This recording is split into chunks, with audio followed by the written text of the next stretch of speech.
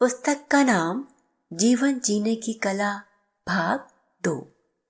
लेखक पंडित श्री राम शर्मा आचार्य। ऑडियो 3। सारा जीवन ही साधना बने। साधना का परंपरागत अर्थ।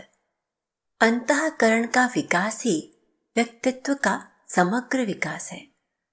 इस सतत प्रक्रिया से मानव से महामानव, नर से नारायण बना जा सकता है। वस्तुतः जीवन को एक साधना मानकर चला जाए, तभी यह सब संभव हो सकता है। रूढ़ अर्थ में साधना एक धार्मिक आध्यात्मिक प्रक्रिया है, जिसकी धर्म संप्रदायों में अलग अलग मान्यताएं हैं। हिंदू धर्म में यम, नियम, आसन और प्राणायाम को बहिरंग तथा प्रत्याहार, धारणा, ध्यान और समाधि को अंतरंग साधना सोपान के रूप में स्वीकार किया गया है। जैनागमों में अनशन, अनोदारता, भिक्षाचर्या, वृत्ति संकोच, रस परित्याग, काय क्लेश और निर्विकारिता को बहिरंग साधना की तथा प्रायश्चित, विनय सेवा, परिचर्या, स्वाध्याय, ध्यान एवं कार्योत्सर्ग को अंतरंग साधना अर्थात तप की संज्ञा दी गई है। बौद्ध धर्म में स्वपीड़न और परपीड़न विरहित तप को श्रेष्ठ माना गया है, परंतु साधना या तप कोई जड़ प्रक्रिया नहीं है जिसको नियमों व नियमों के सिकंजों में कस दिया जाए। वह एक गत्यात्मक प्रक्रिया है जिसका अनुगमन बदलती हुई जीवन परिस्थितियों के साथ व्यवहारिक धरातल पर होना आवश्यक है। साधना केवल धार्मिक कर्मकांड, सापेक्ष क्रिया मात्र नहीं है। उसको यह रूप देकर धर्माचार्यों ने मानव मात्र को एक संकुचित दायरे में बंद कर दिया है। गृह त्यागी, विरक्त और सन्यासी महाप्राण मनुष्यों के आचार आदर्श का मान बिंदु ही स्थापित कर सकते हैं, परंतु लोग धर्म का रूप नहीं ले सकते।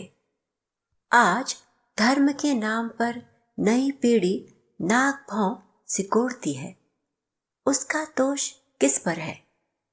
जो धर्म या साधना पथ लौकिक जीवन के बदलते आश्रमों के साथ अपने को गत्यात्मक नहीं बनाए रख सकता, उसका स्थान शास्त्रों में सुरक्षित रहने योग्य है, पर जनपथ पर उसका रथ अग्रसर नहीं हो सकता। जन समाज में अधिकांश संख्या तो गृहस्थों की है और जो नामधारी साधु सन्यासी हैं, उनमें से भी अधिकांश प्रच्छन्न गृहस्थ ही हैं। फिर यम, नियम, आसन, प्राणायाम, ध्यान, धारणा, समाधि की कठोर प्रक्रिया में से गुजरने की अपेक्षा किससे की जा रही है? साधना वेश में नहीं है, साधना कर्म कांडों में भी नहीं है, साधना दिखाने के लिए नहीं की जाती, साधना परंपराओं को चलाने के लिए नहीं की जाती, साधना दुनिया को उपदेश बखारने के लिए भी नहीं की जाती। आज भारत में तथाकथित साधकों की भरमार है, फिर भी साधकों और उनके संपर्क में रहने वाले व्यक्ति से ऐसा वातावरण तैयार नहीं हुआ है जैसा कि एक साधना निष्ठ व्यक्ति के संपर्क से होना चाहिए। साधना का स्वरूप। साधना वह होती है जिससे वातावरण आनंद और प्रेममय बन जाए। साधना जहाँ होती है वहाँ ईमानदारी और प्रामाणिकता मूर्तिमान हो जाती है। ऐसी साधना कर्म कांडों से नहीं, आंतरिक पवित्रता, विशुद्ध प्रेम भावना, स्वार्थ त्याग आदि सद्गुणों के पोषण और विकास से होती है। जिस दिन इस सहज प्रक्रिया से सहज जीवन विकसित होगा, उस दिन संसार का दूसरा ही रूप होगा। आवश्यक है साधना के नाम पर पलने वाले भ्रमों में न उलझकर व्यक्ति की प्रत्येक प्रवृत्ति को साधनामय बनाए। फिर देखें उसका समाज और संसार पर कैसा सुखद परिणाम होता है।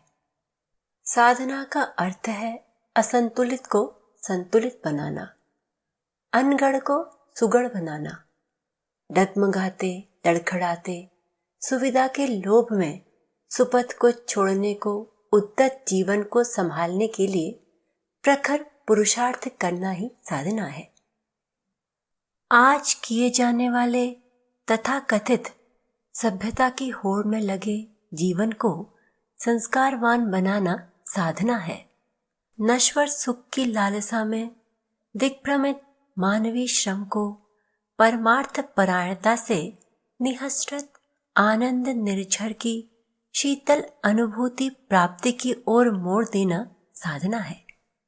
आज अपेक्षा है उस साधना की जिसका वर्णन संत कबीरदास के एक पद में किया गया है, साधो सहज समाधि भली। इस पद में कबीर ने नाम समाधि का लिया है, पर वह एक संपूर्ण जीवन साधना का दर्शन है। उन्होंने सारा जीवन दर्शन ही क्रांतिकारी ढंग से प्रस्तुत कर दिया है। नित्य जीवन की सहज क्रियाओं को लेकर महात्मा कबीर ने यह व्यक्त करने का प्रयास किया है कि मनुष्य जीवन की सही दिशा और सच्ची साधना क्या है। लक्ष्य के अनुसार साधना। साधना शब्द अपने आप में कोई अर्थ नहीं रखता।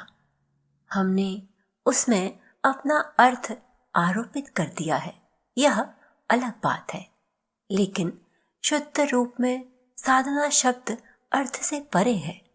अर्थ उसमें तब आता है जब किसी लक्ष्य, उद्देश्य अथवा क्रिया से जुड़ जाता है।